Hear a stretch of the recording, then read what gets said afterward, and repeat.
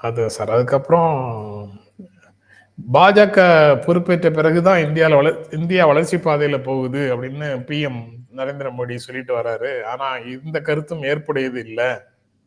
காரணம் அவருக்கு முன்னாலேயே ஆட்சி செய்த ஜவஹர்லால் நேரு, இந்திரா காந்தி, ராஜீவ் காந்தி, மன்மோகன் சிங் உள்ளிட்ட பிரதமர்கள் உருவாக்கிய அஸ்திவாரத்துல தான் சாரி அஸ்திரம் இல்ல, அஸ்திவாரத்துல தான் பாரதிய ஜனதா கட்சி இன்று பயணித்து வருகிறது அப்படின்னு சிதம்பரம் சொல்றாரு. இது பலருக்கும் தெரிஞ்ச விஷயம்தான்.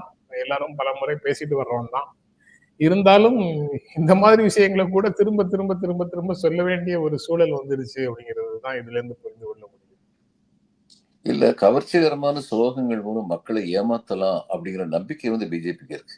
அச்சா தின் ஆறே நல்ல நாள் வருது அப்படின்னு சொல்லி சொன்னா எல்லாரும் ஆகா நல்ல நாள் வருது வருது அப்படின்னு சொல்லி காத்திருப்பாங்க அப்படிங்கிற ஒரு நம்பிக்கை இருக்கு.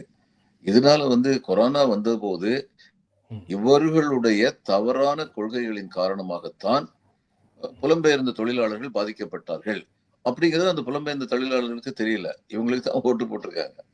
அதனால இவங்களுக்கு வந்து ஒரு நம்பிக்கை இருக்கு. மக்களை இது மாதிரி ஏமாத்திக்கிட்டே இருக்கலாம் நம்பிக்கை இருக்கு.